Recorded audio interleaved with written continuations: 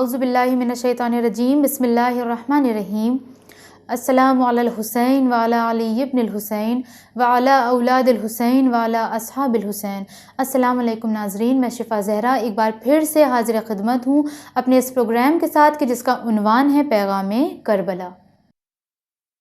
سب سے پہلے خداوند عالم کی تعریف و توصیف کرنا چاہوں گی کہ پروردگار عالم وہ ہے کہ جو علام الغیوب ہے، جو غیب کا علم رکھتا ہے، جو ہمارے مستقبل کو جانتا ہے، جو مسلسل ہماری دعاؤں کو سنتا ہے، اور اگر ہماری کوئی دعا قبول نہیں ہوتی ہے تو اس کے پیچھے اس کی مصلحت رہتی ہے، کیونکہ وہ علام الغیوب ہے۔ اسے پتہ ہے کہ اگر ہم آج کوئی غلط دعا مانگ رہے ہیں تو وہ ہمارے آنے والے کل پر کیسا ایفیکٹ کرے گی، اس لیے پروردگار عالم کبھی کبھی ہماری دعاؤں کو رد کر دیتا ہے جو ہمارے حق میں بہتر نہیں ہوتی ہیں۔ خداوند عالم قرآن مجید میں سورہ حجرات میں آیت نمبر 13 میں اس طرح سے گویا سخن ہو رہا ہے کہ ہم نے انسانوں کو، ہم نے تم کو ایک مرد اور ایک عورت سے پیدا کیا، اس کے بعد ہم نے تمہیں شعبوں اور قبیلوں میں تقسیم کر دیا، اور اللہ کے نزدیک سب سے برتر افراد وہ ہیں کہ جو جتنے زیادہ متقی ہیں۔ کہ یعنی پروردگار عالم کے اس ارشاد کے بعد، قرآن مجید کی اس آیت کو پڑھنے کے بعد ایک چیز واضح ہو جاتی ہے کہ پروردگار عالم نے تمام طرح کے ڈسکریمنیشن کو رد کر دیا ہے۔ آج جو ہمارے معاشرے میں یہ ایراد اٹھایا جاتا ہے کہ مرد زیادہ افضل ہے، عورتیں کہتی ہیں نہیں عورتیں زیادہ افضل ہیں، تو اس آیت نے تمام ڈسکریمنیشن کو رد کر دیا۔ اللہ نے واضح طور پر یہ بتا دیا کہ دیکھو برتر وہ ہے جو جتنا زیادہ اللہ کا فرما بردار ہے، جو جتنا زیادہ پیور ہے، جو جتنا زیادہ اوبیڈینٹ ہے، جو جتنا زیادہ آگیا کاری ہے خدا کا، وہ اللہ کی نگاہ میں بلند ہے اور وہ اللہ کی نگاہ میں برتر ہے۔ اور پھر اللہ نے انسانوں کو اشرف المخلوقات بنایا ہے۔ اللہ نے یہ نہیں کہا کہ ہم نے مردوں کو بنایا ہے، اللہ نے یہ نہیں کہا کہ ہم نے عورتوں کو بنایا ہے، بلکہ اللہ نے کہا کہ ہم نے انسانوں کو اشرف المخلوقات بنایا ہے، اور انسانوں میں عورتیں بھی آتی ہیں۔ لہٰذا اس طرح کی بحث کرنا کہ مرد افضل ہیں، عورت کمتر ہے، یہ کوئی عقلی بات نہیں ہے، کیونکہ پروردگار عالم نے، دین اسلام نے عورت اور مرد کو ایکول رکھا ہے، ایکول جانا ہے۔ اور ویسے بھی عورت کا اگر کردار بہترین ہے، اگر وہ عورت واقعاً اپنی رسپانسبلٹی کو اچھے سے سمجھتی ہے اور بہترین عمل انجام دیتی ہے تو تاریخ کے صفحات پر اپنے نام چھوڑ جاتی ہے۔ کوئی بھی ریولیوشن بغیر عورت کے کنٹریبیوشن کے پورا نہیں ہو سکا، تو پھر کیسے ممکن تھا کہ کربلا کا اتنا بڑا ریولیوشن بغیر خواتین کے، بغیر عورتوں کے کنٹریبیوشن کے مکمل ہو جاتا اور پورا ہو جاتا۔ عزیزان محترم، آج کے اس ایپیسوڈ میں ذکر کرنا چاہوں گی کربلا کی ان خواتین کا کہ جنہوں نے کربلا میں ایسا رول پلے کیا ہے، ایسا کردار ادا کیا ہے کہ جسے دیکھ کر، جسے پڑھ کر، جسے سمجھ کر آج کی عورتوں کو بہت سارے درس ملتے ہیں، اور یہ پیغام ملتا ہے عورتوں کو کہ ایسی جرت، ایسی شجاعت اور ایسا کردار اپنے اندر ڈھالنا چاہیے۔ آج کے اس ایپیسوڈ میں ذکر کرنا چاہوں گی کربلا کی ان دو عظیم خاتون کا کہ جو ظاہراً، جو ڈائریکٹلی کربلا میں تو موجود نہیں تھیں، لیکن ان کا بڑا گہرا کنیکشن ہے کربلا سے، بڑا گہرا تعلق ہے ان کا کربلا سے، جنہوں نے ایسی شجاعت سے کام لیا، ایسی قربانی دی کہ جس کی کوئی مثال نہیں ملتی ہے، اور انہوں نے یہ بتا دیا کہ دیکھو حالات کیسے بھی ہو جائیں لیکن کبھی بھی حق سے پیچھے مت ہٹنا۔ وہ کون ہیں؟ وہ کوفے کی رہنے والی جناب طوع ہیں، کہ جن کے بارے میں تاریخ نے لکھا کہ جس وقت جناب مسلم کے ہاتھوں 18,000 لوگوں نے بیعت کی، اور نماز عشاء کے بعد جب جناب مسلم پیچھے مڑے تو آپ نے دیکھا آپ کے ہمراہ ایک بھی نفر نہیں، کوفے کا ماحول ایسا بن چکا تھا کہ جناب مسلم کو ہر طرف سے خطرہ تھا۔ سفیر حسین جو کہ کوفے کی گلیوں سے واقف نہیں تھا، کوفے کا ایک ایک نفر اس کا دشمن تھا، کوفے کی گلیوں میں بھٹکتا ہوا ادھر سے ادھر جا رہا تھا اور آخر میں تھک کر ایک دروازے پر بیٹھ گیا۔ اس دروازے کو ایک خاتون نے کھولا۔ وہ کون تھی؟ وہ جناب طویٰ تھیں۔ اور جب آپ نے اپنے دروازے پر ایک شخص کو بیٹھے دیکھا تو آپ نے کہا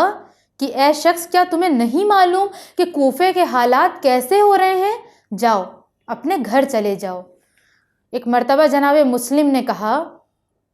کہ جس کا کوئی گھر ہی نہ ہو وہ کہاں جائے؟ جب انہوں نے یہ سنا تو جناب مسلم سے سوال کیا کہ تم کون ہو، تم کہاں کے رہنے والے ہو؟ جناب مسلم نے اپنا تعارف کروایا، بتایا کہ میں سفیر حسین ہوں، میں حسین کا میسنجر ہوں، میرے ساتھ کوفیوں نے دغا کی ہے۔ یہ سننا تھا کہ جناب طویٰ تڑپ گئی، کیونکہ وہ عورت ایک نیک خاتون تھی، ایک نیک عورت تھی جس کے دل میں آل محمد کی محبت موجود تھی۔ جبکہ دیکھا جائے تو کوفے کا کتنا برا ماحول تھا، جہاں پر ابن زیاد کی حکومت تھی، کوفے کا ہر ایک فرد جناب مسلم کے اگینسٹ ہو چکا تھا، حتیٰ کہ خود اس کا بیٹا جناب مسلم کے اگینسٹ تھا۔ یہ جانتے ہوئے بھی کہ اگر میں مسلم کو اپنے گھر میں پناہ دوں گی تو اس کے کیا نتائج سامنے آ سکتے ہیں، ایسا قسی القلب خلیفہ، ایسا قسی القلب حاکم ابن زیاد کہ جسے جناب طویٰ کو مارتے ہوئے، قتل کراتے ہوئے ذرا بھی تکلف محسوس نہیں ہوگا، لیکن اپنی جان کی پرواہ کیے بغیر، بنا کچھ سوچے سمجھے، صرف اس لیے کہ یہ حسین کا سفیر ہے، یہ آل محمد کے گھرانے سے تعلق رکھتا ہے، یہ آل محمد کے خاندان کا فرد ہے، بغیر اپنی جان کے پرواہ کیے ہوئے آپ نے جناب مسلم کو اپنے گھر میں پناہ دے دی۔ لیکن بدقسمتی تھی جناب طویٰ کی کہ آپ کے بیٹے نے ہی آپ کے ساتھ دغا کی اور جا کر جناب مسلم کی مخبری ابن زیاد سے کر دی، اور نتیجہ کیا ہوا کہ جناب مسلم کو آ کر گرفتار کر لیا گیا۔ لیکن اگر یہاں پر ایک خاتون کے کردار کو دیکھا جائے تو کتنی شجاعت تھی آپ کے اس کردار میں، کتنا حوصلہ اور کتنی محبت تھی اہل بیت سے، کہ حالات ایسے تھے لیکن ذرہ برابر بھی آپ پیچھے نہیں ہٹی۔ جیسے ہی آپ نے شناخت کی کہ یہ مسلم ابن عقیل ہے، یہ حسین کا سفیر ہے، آپ نے فوراً ہی اپنے گھر میں پناہ دے دی، اور ان خاتون کا بس نہیں چلا وہاں پر، ورنہ وہ جناب مسلم کے لیے جو ہو سکتا وہ کرتی۔ تو اگر کسی عورت کے اندر آل محمد کی محبت اور ان کی سیرت پر چلنے کی ہمت پیدا ہو جاتی ہے تو پھر وہ ایسی ہی عورتیں وجود میں آتی ہیں جو تاریخ کے صفحات پر اپنا نام چھوڑ جاتی ہیں۔ دوسری کون؟ وہ بھی کوفے میں رہنے والی ایک خاتون تھیں جنہوں نے جناب مسلم کے بچوں کو اپنے گھر میں پناہ دی۔ جانتی تھیں کہ میرا شوہر کتنا صفاک ہے، کتنا قسی القلب ہے، لیکن جناب مسلم کے بچے جب زندان سے نکلے ہیں اور اس عورت سے ملاقات کی اور ان بچوں نے جب اپنا تعارف کرایا تو بنا سوچے سمجھے اس خاتون نے بھی اپنے گھر میں بچوں کو پناہ دے دی، اور صرف پناہ نہیں دی ہے بلکہ قربانی بھی دی ہے، اپنے ہاتھوں کی قربانی دی ہے۔ تاریخ بتاتی ہے کہ جس وقت رات کو اس کا شوہر آیا، یعنی حارث جس وقت گھر میں آیا اور اسے ایسا محسوس ہوا کہ اس کے علاوہ بھی حجرے میں کوئی موجود ہے، اور جب اس نے آ کر دیکھا کہ وہ مسلم ابن عقیل کے بچے ہیں، یہ وہ بچے ہیں کہ جن کو چاروں طرف وہ ڈھونڈ رہا ہے، وہ اس کے گھر میں ہی موجود ہیں، فوراً ہی اس نے بچوں کو ان کے زلفوں سے پکڑا اور کھینچتا ہوا صحن میں لے کر آیا۔ اس خاتون نے یعنی حارث کی زوجہ نے بہت کوشش کی کہ ان کے بچوں کو بچا لے، کہنے لگی وائے ہو تم پر کہ تم آل محمد کے گھرانے کے بچوں پر اس طرح سے ظلم کر رہے ہو، تمہیں خدا کا واسطہ حارث ان بچوں کو چھوڑ دو۔ اس نے بہت کوشش کی لیکن وہ اتنا صفاک انسان تھا کہ اس نے بچوں کو نہیں چھوڑا بلکہ اس طرح سے اپنی تلوار چلائی کہ خود اس کی زوجہ کے ہی دونوں ہاتھ قلم ہو گئے۔ تو یہ وہ دو عورتیں تھیں کہ جو اتنی شجاع تھیں اور جن کے اندر ایمان اتنا زیادہ تھا کہ جو خدا اور رسول پر اتنا ایمان رکھتی تھیں، اہل بیت سے اتنی محبت تھی کہ بنا کچھ سوچے سمجھے وہ عمل کی منزل میں اتر آئیں کہ جب انہوں نے دیکھا کہ اہل بیت کو ہماری مدد اور نصرت کی ضرورت ہے۔ تو ہم جیسی عورتوں کو، آپ جیسی عورتوں کو اور تمام ان عورتوں کو جو اہل بیت کی پیروی کرتی ہیں،